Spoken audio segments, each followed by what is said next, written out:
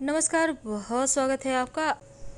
सावन का महीना भगवान शिव का सबसे प्रिय महीना और शिव भक्तों के लिए पूरे साल इस महीने का इंतजार रहता है। हालांकि भगवान शिव, अगर हम पौराणिक कथाओं की माने तो माँ पार्वती ने निराहार रहकर भगवान शिव को पति के रूप में पाने के लिए कठोर व्रत किया था। और एक ये भी वजह है कि भगवान शिव को सावन का महीना बहुत प्रिय है। सनातन धर्म के जो अनुयायी हैं भगवान शिव के मंदिरों में जल अर्पित करते हैं। सावन में पड़ने वाले सोमवार के दिन अगर रुद्राभिषेक किया जाए तो विशेष फलों की प्राप्ति होती है। वैसे तो पूरा ही महीना भगवान शिव को समर्पित है और इस समय भगवान शिव की पूजा करने से भक्तों की सारी मनोकामनाएं भगवान शिव पूरी करते हैं। तो पूरे महीने कांवड़िए कांवड़ लेकर भगवान शिव पर गंगा जल अर्पित करते हैं और साथ ही कांवड़ से जुड़ी एक पौराणिक कथा भी है। तो दो शब्दों में हम सुन लेते हैं, फिर जानेंगे कि इस सावन के महीने को ख़त्म होने के पहले वो कौन सी चीज़ है जो जरूर घर लाना चाहिए। कथा इसलिए ज़रूरी है क्योंकि इस कथा को सुनने से कांवड़ यात्रा के आप भले ही ना जा सके पर पुण्य फल जरूर प्राप्त होता है। माना जाता है कि जब देवताओं और राक्षसों के बीच समुद्र मंथन हो रहा था तो इस मंथन से 14 रत्न मिले। इन्हीं रत्नों में एक था हलाहल विष। कहा जाता है यह विष इतना जहरीला था कि इससे पूरी सृष्टि को खतरा था। ऐसे में सृष्टि को विष के प्रकोप से बचाने के लिए भगवान शिव ने इस विष को पी लिया, लेकिन उन्होंने इस विष को अपने गले से नीचे उतरने नहीं दिया। विष इतना जहरीला था कि भगवान शिव का कंठ ही नीला पड़ गया और इसी वजह से भगवान शिव का एक नाम नीलकंठ भी पड़ गया। तब भगवान महादेव का परम भक्त रावण कांवड़ में गंगा जल लेकर आया और उसी से शिव जल से शिवलिंग का अभिषेक किया। इसके बाद से भोलेनाथ को इस विष से मुक्ति मिली। तभी से कांवड़िए मीलों पैदल चलकर गंगा जल लाते हैं और भगवान शिव का रुद्राभिषेक करते हैं।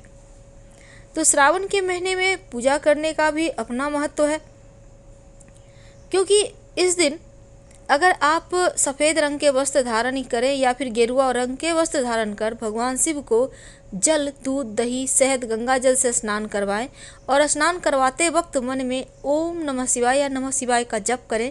भगवान शिव को बेलपत्र, भांग, धतूरा भी अर्पित कर सकते हैं तो अति उत्तम है। साथ ही माँ पार्वती को 16 श्रृंगार की वस्तु अर्पित कीजिए, फिर प्रसाद के रूप में उसका इस्तेमाल कीजिए। तो श्रावण के महीने की महिमा बहुत है, लेकिन चलिए जानते हैं कि इस महीने में वो कौन सी वस्तु है जो सावन खत्म होने के पहले आप घर जरूर लाएंगे। तो पहली चीज़ है भस्म। शास्त्रों की अगर हम माने तो जहाँ अन्य देवी देवताओं को सुंदर वस्त्र, आभूषण उनको प्रिय होते हैं, लेकिन भगवान शिव का गहना थोड़ा अलग है, क्योंकि उनको भस्म बहुत प्रिय है और वह शरीर पर लगाए भी रहते हैं। तो सावन माह में अगर आप भी भस्म घर लेकर आते हैं और शिवलिंग पर भस्म लगाते हैं तो शिव जी शीघ्र प्रसन्न होते हैं, आपका घर अन्न धन से भर देते हैं। दूसरा है चांदी या तांबे का त्रिशूल। आप एक छोटा सा चांदी या तांबे का त्रिशूल मार्केट में मिलता है, आप खरीद कर ले आइए। भगवान शिव का अस्त्र भी है और ले जाकर शिवलिंग पर अर्पित कर दें पास के किसी भी मंदिर में।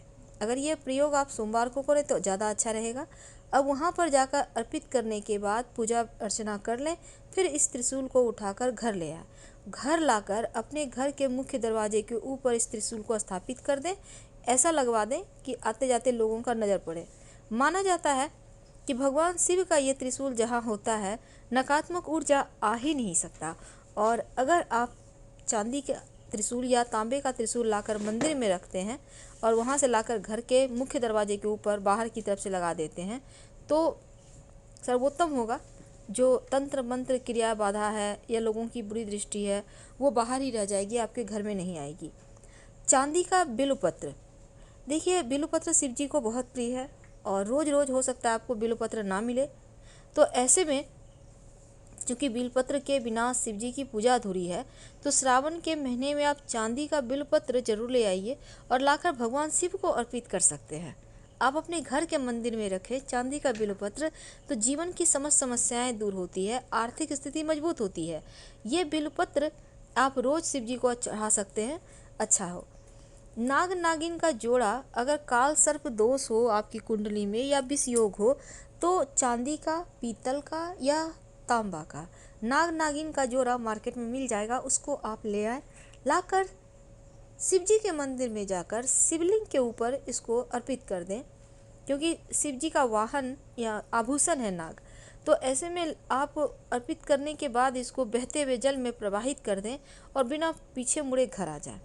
ऐसा करने से आपके कुंडली का काल सर्प दोष खत्म हो जाता है और साथ ही विष योग भी समाप्त हो जाता है।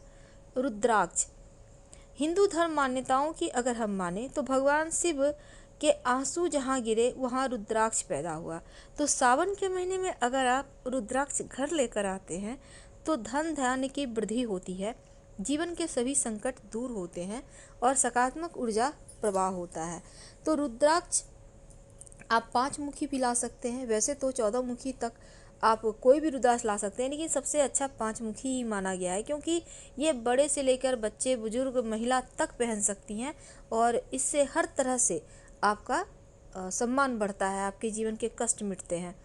तो रुद्राक्ष आप लाकर पहले शिव जी को अर्पित करेंगे, फिर इसको लाल धागे में आप धारण करेंगे, लेकिन रुद्राक्ष पहनकर तामसिक भोजन ना खाएं। और दूसरी बात, रुद्राक्ष रोज स्नान करके आप धारण करें और रात में सोने के पहले आप इसको खोलकर रख दें, क्योंकि रुद्राक्ष की महिमा बहुत है, इसको पहन के आप सो नहीं सकते।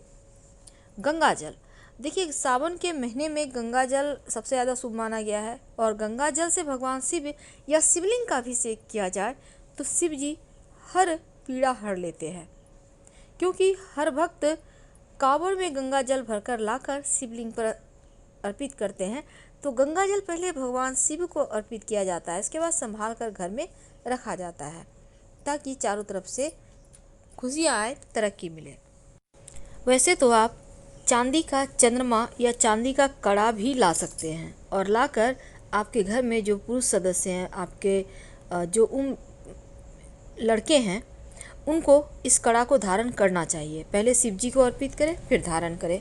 चांदी का चंद्रमा लाकर आप शिव जी के तस्वीर के पास स्थापित कर सकते हैं, जैसे कि भगवान श्री कृष्ण के तस्वीर के पास चांदी का बांसुरी होता है, ठीक उसी प्रकार।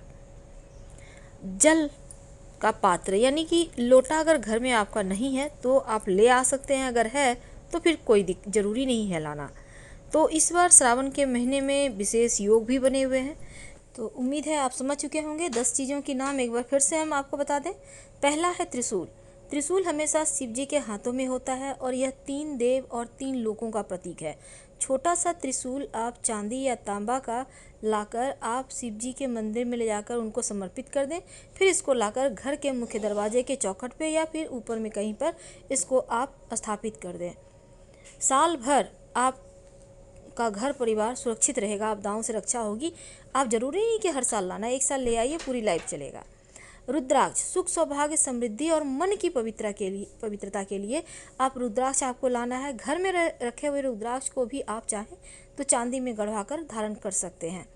डमरू, यह शिव जी का पवित्र वाद्य यंत्र है। इसकी ध्वनि आसपास की नकारात्मक शक्तियां दूर भगाने के लिए होती है, आरोग्य भी प्राप्त होती है, इसलिए डमरू की ध्वनि असरदायक मानी गई है। तो सावन के माह के पहले ही आप डमरू लाकर घर में रख लें। जल पात्र यानी कि गंगा जल लाकर घर में रखें, अगर पहले से रखा हुआ है तो अच्छी बात है। चांदी या पीतल के बर्तन में लाकर उस गंगा जल को भरकर रखें और उसी से पूजा करें तो ज़्यादा अच्छा है, धन का आगमन होता है। चूँकि सांप भगवान शिव का आभूषण है तो चांदी का नाग नागिन का जोड़ा या फिर आप तांबा का भी आप लाकर श्रावण में किसी भी दिन लाकर इसका प्रयोग कीजिएगा। हर तरह की जो पितृदोष है, काल सर्प दोष है, उससे राहत मिलती है। आप ले जाकर किसी भी शिव जी के मंदिर में जाकर अर्पित कर दीजिएगा। चांदी की डिब्बी में भस्म, किसी भी शिव जी के मंदिर से भस्म लाकर उस डिब्बी में रखकर अपने धन स्थान पर रख दें तो बरकत बढ़ती है, किसी का नज़र नहीं लगती। चांदी का कड़ा, भगवान शिव पैरों में चांदी का कड़ा धारण करते हैं, तो सावन के पहले दिन आप लाकर घर में आप जैसे कड़ा ले आकर हाथों में धारण करें तो उत्तम है।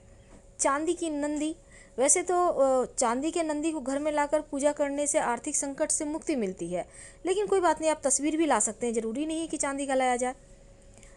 मोती, चांदी का मोती भगवान शिव के सिर पर चंद्रमा विराजमान है और चांदी की मोती लाकर अगर आप पूजा करते हैं या सच्चा मोती भी ले आते हैं तो आपका चंद्रदेव मजबूत होता है, आपका मन मजबूत होता है। चांदी का बिलपत्र लाकर आप शिव जी की पूजा में इसको यहीं सावन से ही शुरू करें। रोज बिलपत्र, क्योंकि शुद्ध बिलपत्र तो मिलना संभव नहीं होता है, हर समय आ भी नहीं सकता घर, तो चांदी का ही ले आए और रोज भगवान शिव पर समर्पित कीजिएगा। पापों का नाश होगा, शुभ कार्यों का घर में संयोग बनता है। तो हम आपसे विदा लेते हैं। जानकारी अच्छी लगे तो लाइक कर सब्सक्राइब करें, अपनों से शेयर करें और कमेंट में हर हर महादेव जरूर लिखें। धन्यवाद, हम फिर मिलेंगे।